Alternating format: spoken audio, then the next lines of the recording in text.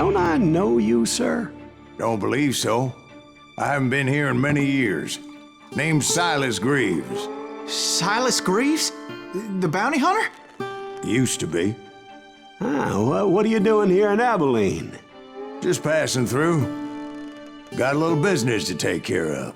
Well, sir, it would be an honor if you would allow me to buy you a beer. Hell, son, it would be my honor to drink it. I'm Molly. Howdy. I'm Dwight. That's Jack and Steve. Ben's behind the bar. Oh, I bet you got some great stories. A couple. Any of them true? Jack, be nice. A few. What about your shootout with Henry Plummer's gang in Bannock, Montana? Is that where you started as a bounty hunter? That's what it says in this here dime novel. Don't believe everything you read in them dime novels, boy. First man I hunted was back when I was riding with Billy the Kid. You knew Billy the Kid? Damn right. That scrawny son of a bitch had no fear. Wouldn't back down for nobody. I heard he collected the 10 stars off any crooked lawmen who crossed him. It was a war, boy. The Lincoln County War. And Billy promised his regulators would take the life of every bastard who helped bushwhack John Tunstall. Kid had a big chip on his shoulder and a hair-trigger temper. Made him dangerous as hell. It was about 30 years ago. Billy was hiding out in an abandoned farm near Stinking Springs. I threw in with the kid because the man I had sworn vengeance on was riding with Billy's enemies. But before I tell you why I want that sumbitch dead, let me tell you what happened that day. I was heading back to the hideout when suddenly I had this funny feeling. Funny, ha-ha? No, Steve. The other kind of funny. It was a bit of a slog, but I finally fought my way around the back of the house.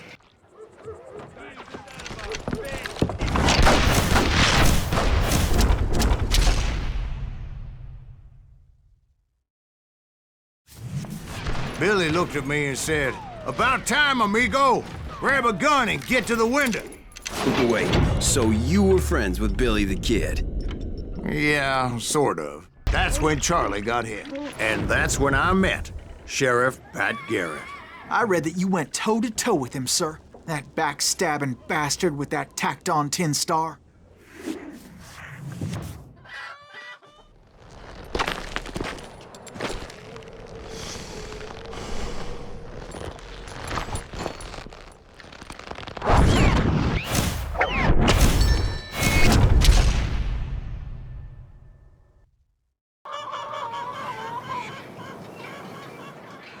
You challenged him to a showdown. You read that in a dime novel? It said he showed no fear as he took your measure with eyes like a rattlesnake. And that you killed him in a fair fight. Is that what that Penny Dreadful said? No, boy. That ain't what I meant when I said I met Pat Garrett. So let me start again. And stepped inside, and last thing I heard was Garrett's voice. That's not Billy. And go on, how did it end? And, boy, that was just the beginning. So what happened? Did Garrett arrest you? Yeah, after I came to, the bastard had clocked me with his Colt.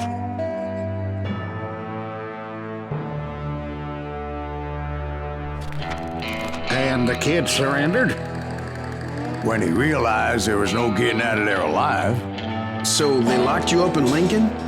Indeed they did. Sentenced me to hang right along with the kid. Luckily, I located Deputy Bob Ollinger's mean-ass shotgun.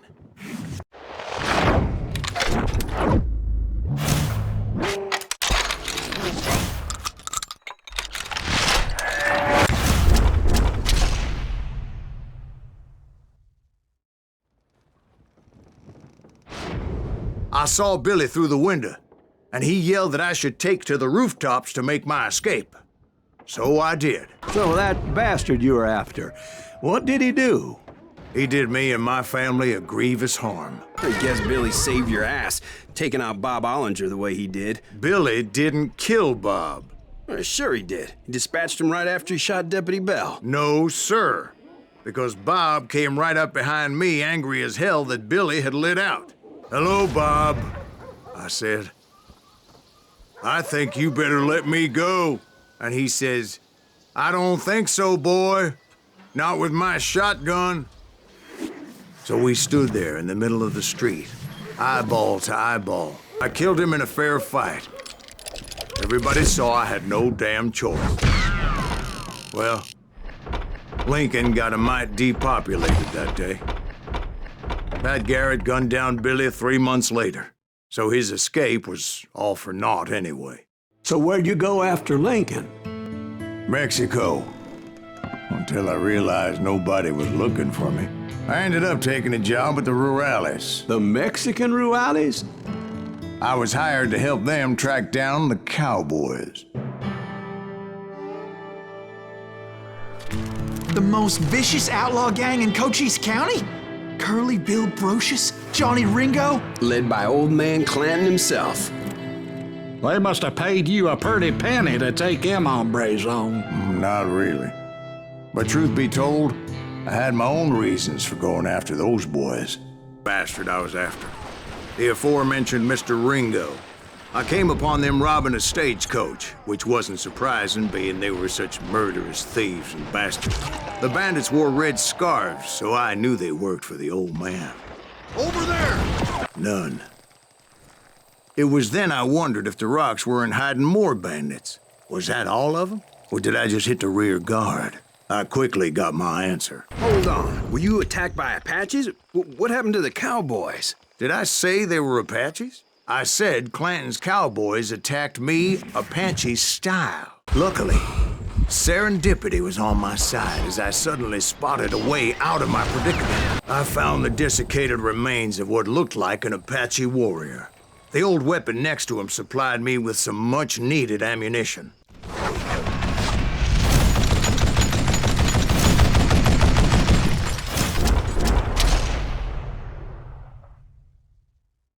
Apparently, one of the Cowboys made it out of there alive and told Ike and Billy Clanton that it wasn't a Mexican who took their father's life that day.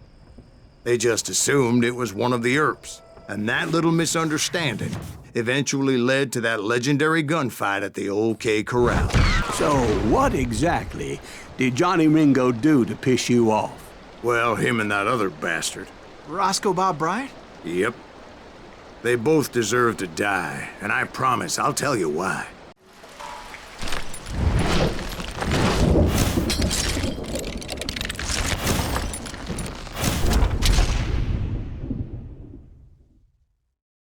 Brocious gave me no choice but to take his life. But Ringo was nowhere to be found.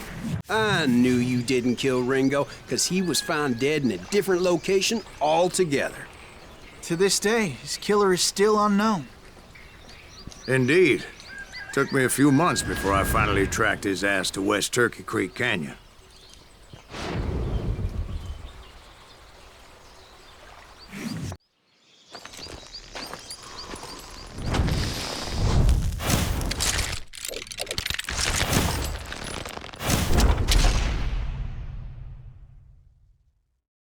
Sorry I had to ruin the legend for you, boy.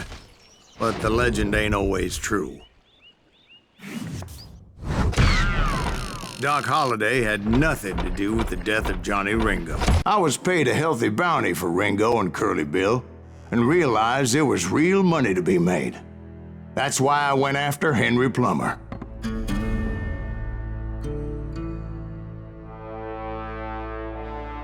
Now, wasn't he the sheriff who augmented his income by shaking down miners and robbing gold shipments? That's the one. Oh, yeah, I remember him. He ran that gang of thieving outlaws called the Innocents. So it's true that you went toe-to-toe with him? Indeed I did, son. Indeed I did. I had a few ideas on how to get into that mine, but once I made my decision, I knew there was no turning back. So my first thought was to enter the nearest mine portal.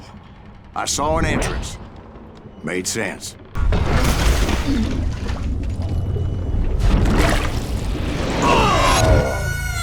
It's a good thing that I abandoned that ridiculous plan before I even tried it. Instead, I spotted a ladder, a way into the mine from the opposite side.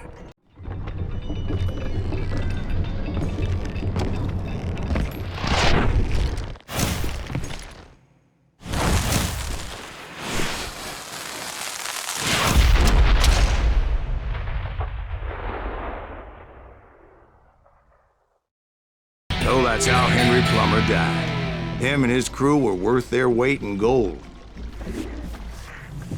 And now, I was officially a bounty hunter. So, did you finally go after that Bob feller? Well, I heard word he was in Kansas with John Wesley Hardin. So that's where I went. Where in Kansas? Abilene. Why do you ask, Ben? No reason. Was Hardin as fast as Ringo? Ringo was fast, but John Wesley was as fast as the devil himself.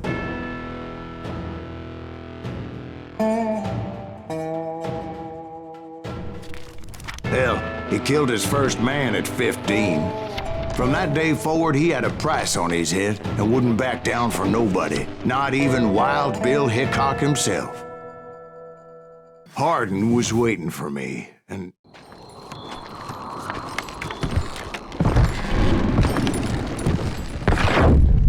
Wait, I'm jumping the gun here. Let me back up and give you some background on this sumbitch. He deserves that much. Don't you think so, Ben? But that was short-lived. As a moment later, I was facing down the fastest gun in the West.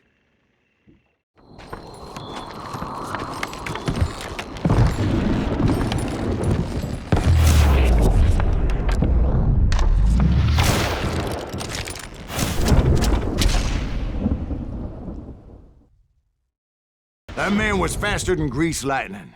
But being inebriated as he was, he didn't count his shots. And now, he was at my mercy. So he didn't die? No, I sent him to prison. Years later, after he was free, some restless Avenger took his life. Shot him in the back in a saloon just like this one. Anybody up for another beer? Ben? Thank you, darling. Yeah, some say revenge is a dish best served cold. So whatever happened to that Bob guy you were after? Personally, I'd like to hear some of your other adventures. Like, I don't know, do you ever go toe-to-toe with a red man?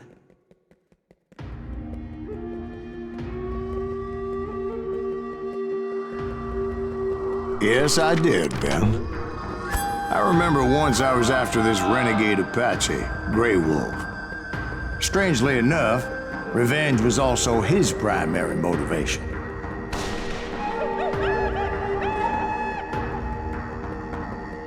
A bounty was put on Grey Wolf's head, and that's how I came to hunt him in the mountains.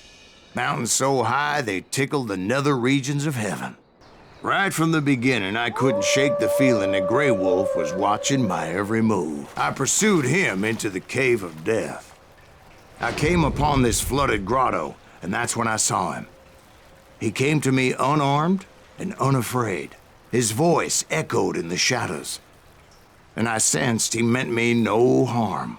You carry great darkness in your heart, and if you do not release it, it will claim your soul. The sound of his voice put some kind of ancient Indian spell on me. Suddenly, I found myself back outside. Oh, come on. Who are you kidding? Hey, I believe you. Come on, tell us how it ended. All right, but I'm not gonna drag this out. Where were we? But it was like that son of a bitch disappeared into thin air.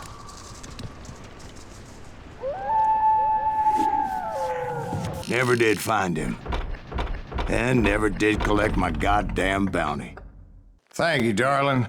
It's interesting how the truth can sometimes seem, might malleable, depending upon your point of view. Like how those dime novels make you out to be something you're not? Jack, don't be starting trouble. No, he's right. They do tend to exaggerate. Did they exaggerate your part in taking down the Daltons? Well, I was there in the flesh, boy, so I saw what happened firsthand.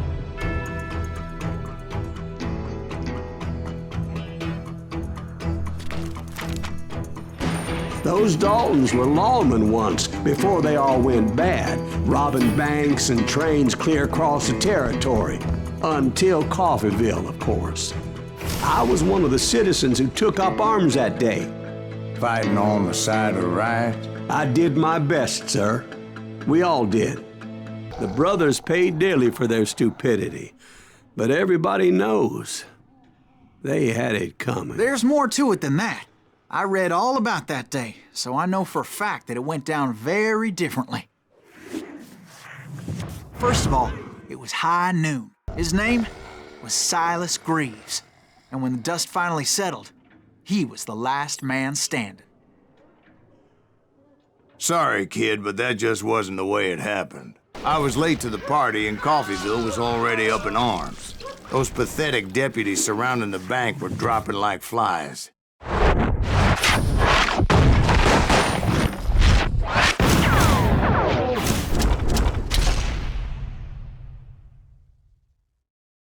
But Emmett Dalton survived the robbery in Coffeeville. He's the only Dalton who did. They say he was shot 23 times. Well, Dwight, who do you think put all those damn holes in him? But I have to admit, that boy had grit. We'll get those suckers! It took me a couple of days to track the Daltons down. They can't get away with this! And in that time, a whole posse of local vigilantes offered to lend a hand. Steve! Steve! Huh? Oh, no, I'm listening.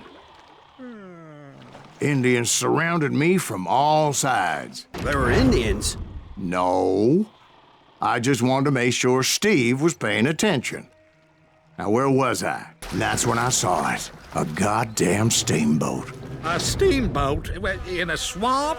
Yeah, Steve, but this wasn't much more than a wreck, really. But how'd a damn steamboat end up in the swamps? Yes, it floated off during the flood of '89. Now, was it a stern-wheeler or a side-wheeler? What? Does that really make a difference, Steve? It was a steamboat with a goddamn army on board. Right about then, much to my relief, the vigilantes finally arrived. Their leader motioned at a cabin in the middle of the top deck, pointing me directly at the Daltons. Huh? It turned out that they had me. Take him out! I'm sending you to hell! They got it wrong. A sad end for those two. If they'd only known that Emmett was still alive despite his wounds. Paroled 14 years later, he moved to California and sold real estate and lived off the legend of that fateful day.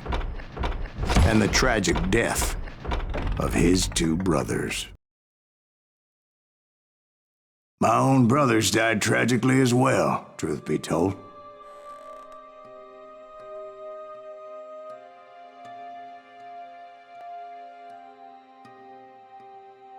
It was 1868, and me and my older brothers were pulling a tidy profit running cattle into Juarez, Mexico. One night after my brothers retired for the evening, I found a little poker game in a cantina with a couple of cowboys. And I just couldn't lose. I even won an old Spanish coin that had to be 100 years old. Well, I was mighty pleased with myself the next morning as my brothers and I rode for Texas. But before we crossed the border, those cowboys caught up with us. It was Johnny Ringo, Roscoe Bob Bryant, and another asshole named Jim. They wanted their money back and everything else we had, including our lives, as those boys didn't want us coming for them later. Bob put that old Spanish coin in my mouth and said, "I won't have it said that I left you with nothing, boy." Well, those horses bolted, and there we hung as those bastards rode away. The branch finally snapped under the weight of the three of us, but being my older brothers were bigger and heavier, they were already dead. And right then I swore to myself that I would avenge them. Ringo you know about. But Bob eluded me until I heard he was riding with the Wild Bunch. I kept hoping the law would show up and give me a hand. You mean like that giant Pinkerton posse that I read about? Did they come riding in, guns a-blazing to help?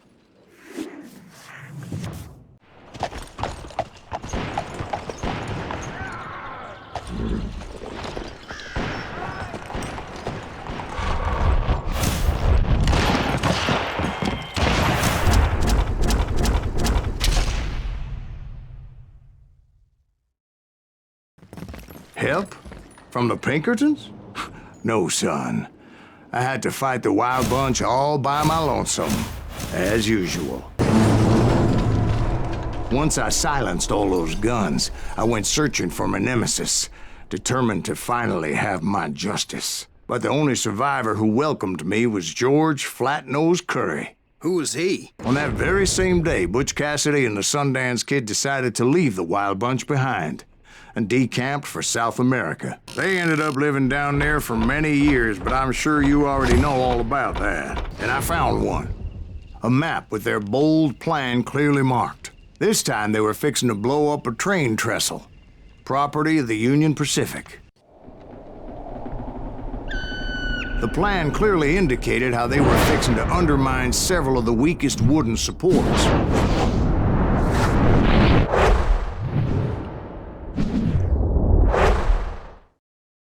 It was a long burning fuse, and it was moving fast as hell. I had to catch it.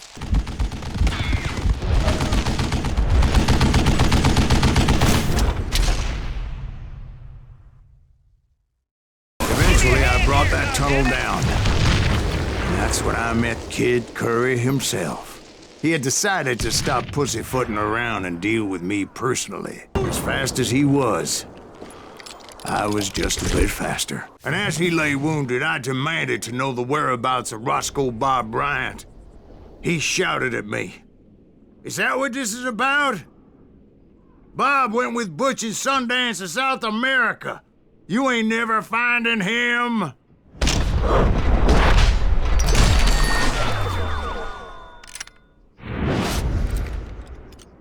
Those were his last words. So, Bob Bryant got away? I knew I'd never find him in South America. What about the other killer? Yeah, you kinda glossed over that one. Well, I found Jim not long after my showdown with Ringo. At the time, he was riding with the James Younger gang. Did I neglect to mention that?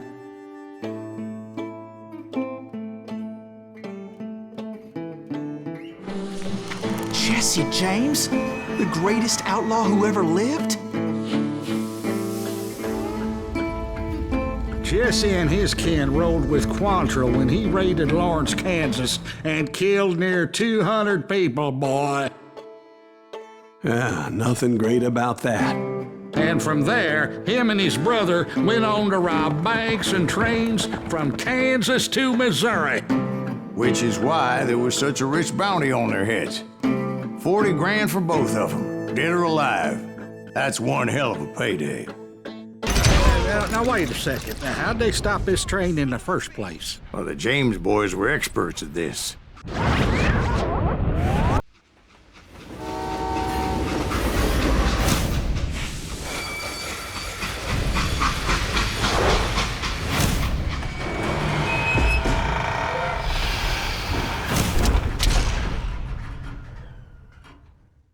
They hopped a freight train, having heard there was a big payroll in the express safe. So, I hopped the same train. I could see Jesse waiting for me, fixing to kill me so he could get away with all that money. Yeah, I didn't kill Jesse James.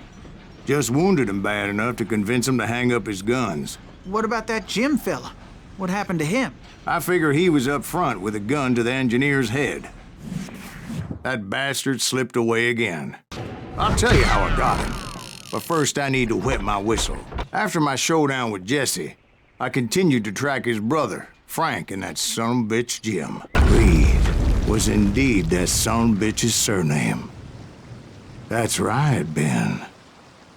A despicable character. I remember him laughing like a hyena that cold morning they lynched me and my brothers.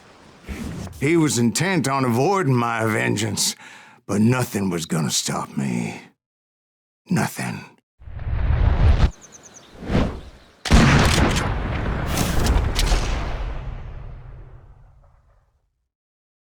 But Frank James is still alive, living in Missouri, showing folks around the family farm for 25 cents a tour. I didn't say he died in the fall, now did I?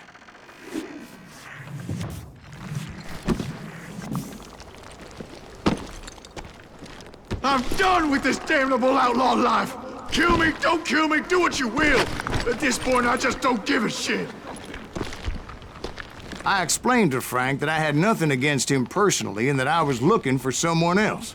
You want Reed? Have at him. I never did like that bastard. I am done here. We parted in peace as Frank pointed out the path to my prey before making his way back down the hill. Eventually, it was just me and Reed. And repay him I did. Well, I don't know about you boys, but I'm pretty beat. Well, it's too damn bad you never found that Bob character. Seems a shame you never had to pay. Well, funny thing about that, I did have one more chance at him.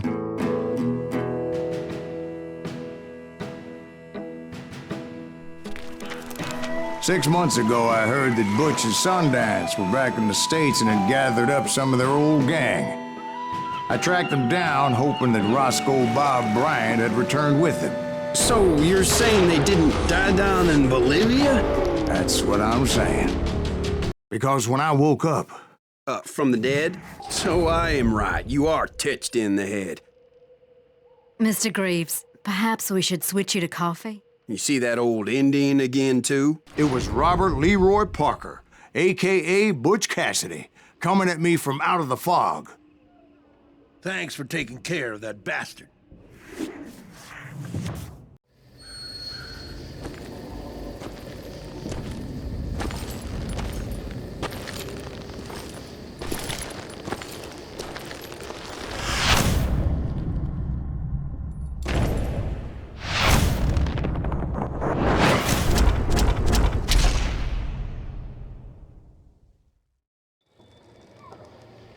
But the kid wasn't quite deceased.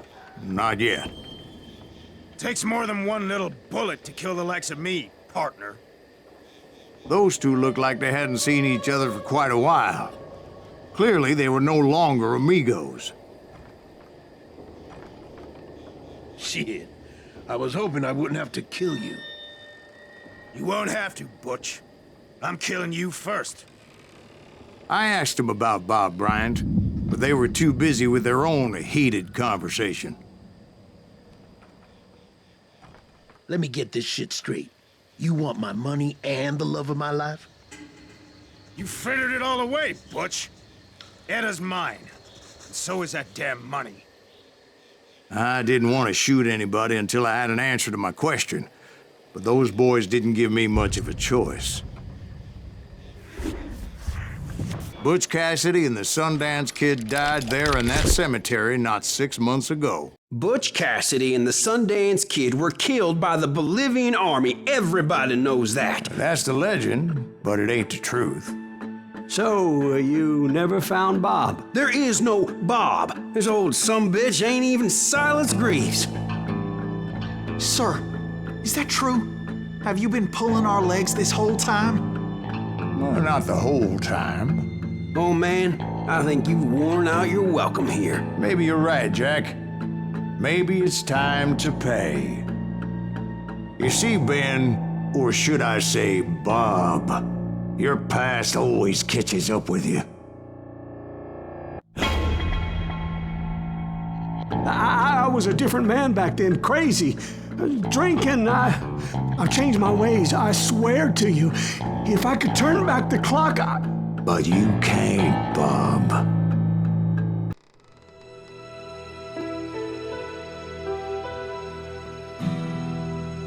Why'd you toy with me like that? Telling those tales, knowing all along. Why not just lay your cards on the table?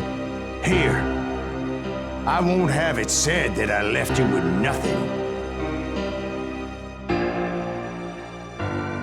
That's how you want it? So be it. Oh my God! Oh, Jesus!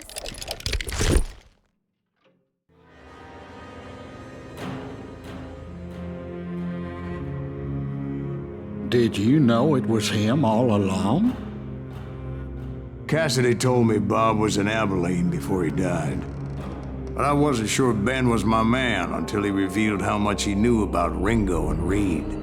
The coin, of course. Well, that was the last nail in that particular coffin. I better go get the sheriff. You okay, boy? You're looking mighty shook up. Dwight, maybe you best go home. Young Eisenhower here is leaving for West Point tomorrow. He shouldn't get caught up in something like this. I think I might head out myself at this juncture. Unless you want to stop me, Jack. No, sir, Mr. Greaves. So where you going now? Now that you had your revenge? Doesn't really matter, does it? As I've sold my soul for it, and will never again walk with those I have lost.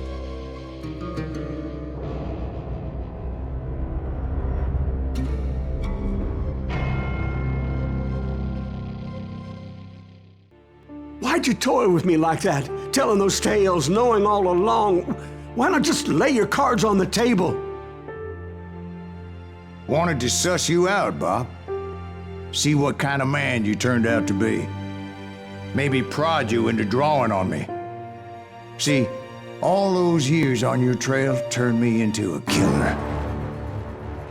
Can't even remember who I was before you tried to murder me. You, on the other hand, walked that very same path in exactly the opposite direction. What do you mean by that? You think your life is worth sparing, Bob? Boy, what's your name again? It's Eisenhower, sir. Dwight Eisenhower. What do you plan to do with your life, Dwight Eisenhower? Tomorrow I'll be leaving for West Point, sir. So, you want to be a soldier? Well, then do it right, son. Don't tear down the world out of anger and spite like I did. You build it up. You do something decent with your life, you hear me? Sir? Yes, sir.